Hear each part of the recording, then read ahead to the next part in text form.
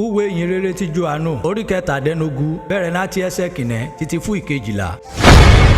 Bíbélì kíkà lédè Ìjẹ̀bú pẹ̀lú Olusegun Ladegbuwa. Orun èrí Jésù dẹ̀ ń wí, ó gbójú rẹ̀ sókè ọ̀run, ó gbé ọ̀fọ̀. Bámi, wákàtí náà dẹ̀ ti dé, ìyẹn ọmọ rẹ̀ nógo, ọmọ rẹ̀ kò léyìn ẹ̀ nógo dẹ̀yìn. Gẹ́gẹ́ bí wọ́n ti fu aṣẹ́hún, norúkọ dédé ònìyàn, ó lè fu yẹ àìnípẹ̀kun, dídéde ọmọ ònìyàn rò ti fún, ó yẹ àìnípẹ̀kun náà kẹ̀dẹ̀rẹ̀ ọ̀fọ̀. Wọ́n lè mú wọ, òwọ́nu kan ṣoṣo, Ọlọ́run òtítọ́, àti Jésù Kristi, ọ̀nìrú wọ̀ràn. Èmi ti yẹn nógo náyé, èmi dẹ̀ ti bú ṣe, pẹ̀lú ṣẹ́rù ọ̀fúrẹ́ mi náà ti ṣe. Ǹjẹ́ nísẹ̀yìn, bámi, tèmi nógo pẹ̀lú ààrẹ, ògo ni mo ti nẹ pẹ̀lú rẹ̀, ọ̀rá ìdí ọ̀fọ̀ ayé wa. Èmi ti fu orúkọ rẹ̀ hàn, rí ọmọ ònìyàn, bí wọ́n ti fún mi láti inú ayé wa. Ẹ̀rí dédé ọmọ ònìyàn yìí ti jẹ tẹ́lẹ̀ rí, ọ̀rá ìdí ọ̀fọ̀ wọ̀ fún wọn rémi. Èṣe kẹ̀dẹ̀rẹ̀ wọn ti ṣùgbọ́ràn, ti dédé ọ̀rọ̀ rẹ̀. Nísẹ̀yìn, èmi mú ọ̀fọ̀, dédé rúnrú wọ́n ti fún rémi, látọ̀dọ̀ rẹ̀ wá rún la. Nítorí ọ̀fọ̀ ọ̀rọ̀ rí wọ̀ fún rémi, èmi ti fún wọn, wọ́n dẹ̀ ti gbà, wọ́n dẹ̀ ti mọ̀ ní òótọ́ ọ̀fọ̀. Látọ̀dọ̀ rẹ̀ ni mo ti jalẹ̀ wá, wọ́n dẹ̀ gbàgbọ́ ọ̀fọ̀, wọ́n rí rán mi nuṣẹ́. Èmi ń gbàdúrà wọn, èmi gbàdúrà rárá yé. Ṣùgbọ́n rí dédé ọmọ rú wọ́n ti fún mi, nítorí ọ̀fọ̀ tẹ́ rí dédé rún rèmi sí tèmi, àti tèmi rí dédé rún rèmi sí tẹ. Àdẹ ti ṣe mi nógo nínú wọn. Èmi kẹ́dẹ̀ ti táyé kó,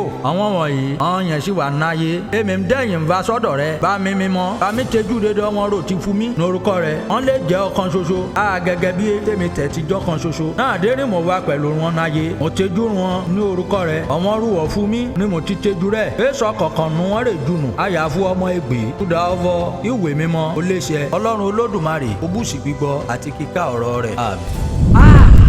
Bíbélì dùn ká lédè Ìjẹ̀bú pẹ̀lú Olusegun Ladegbuwa.